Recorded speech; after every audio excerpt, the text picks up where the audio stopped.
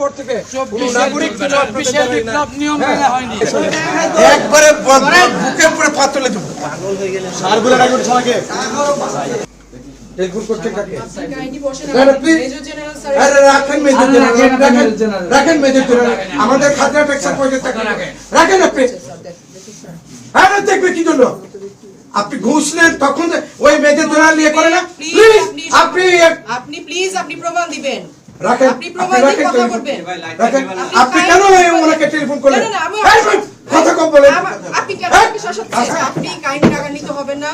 আপনি কেন ওনাকে টেলিফোন করলেন? গেট ভেঙে পড়ে না না না না আপনি ওনাকে কেন ফোন করলেন? হ্যাঁ এই না স্যার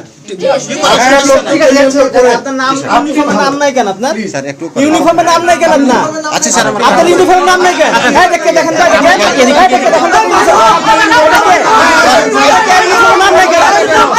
ইউনিফর্মের নাম নাই কেন আপনার?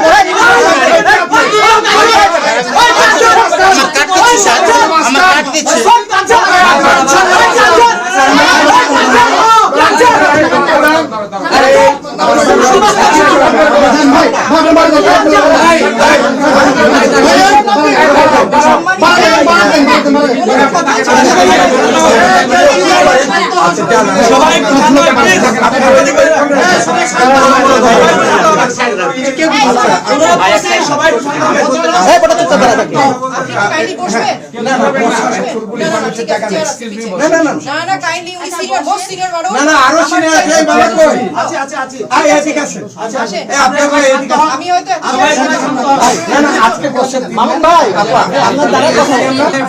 রাজশাহীর মানে রাজপথের আদালতে তাদের বিচার করবো।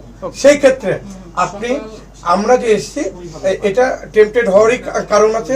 হাদি সাহেবরা বসে আছে রৌদ্র, এখানে কত মানুষ হয়রানি হচ্ছে।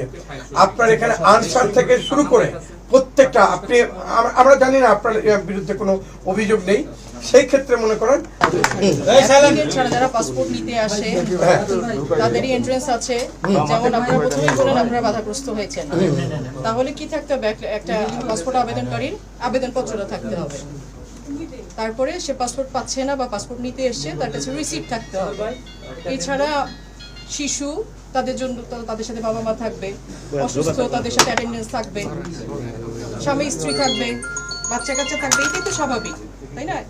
এর মধ্যে আপনি যেটা বলছেন যে অনিয়ম হচ্ছে, এই জিনিসটা ভাই আপনাকে বারে বারেই বলছি যে আমাকে একটা দেখান, এইটা ধরার জন্য অবশ্যই দেখান। আপনারা লিখিত দেন না তো, লিখিত দেন না তো, লিখিত দেন, দেখেন অ্যাকশন কিভাবে হয়। এটা ধরার জন্য আমার ডিসি মহোদয় পর্যন্ত বসে আছেন। যত্রতত্র হচ্ছে আমাদের এরকম ইয়ে হলেই কমপ্লেইন গেলে আমার ডিসি মহোদয় প্রয়োজনীয় ব্যবস্থা নিচ্ছেন বিধি মোতাবেক। অতএব আপনারা প্রমাণ দেন কাইন্ডলি। এই অফিসটা অবশ্যই আমরা একটা ফরওয়ার্ড করে দিব, অবশ্যই ফরওয়ার্ড করে কি বললাম যে প্রমাণ পেলে আপনি আমি ফরওয়ার্ড করব অবশ্যই। সেই ক্ষেত্রে বললাম না আমার ডিসি মহোদয় ব্যবস্থা নিচ্ছে, আপনি ব্যক্তিগতভাবে কি চাকরিচ্যুত হচ্ছে।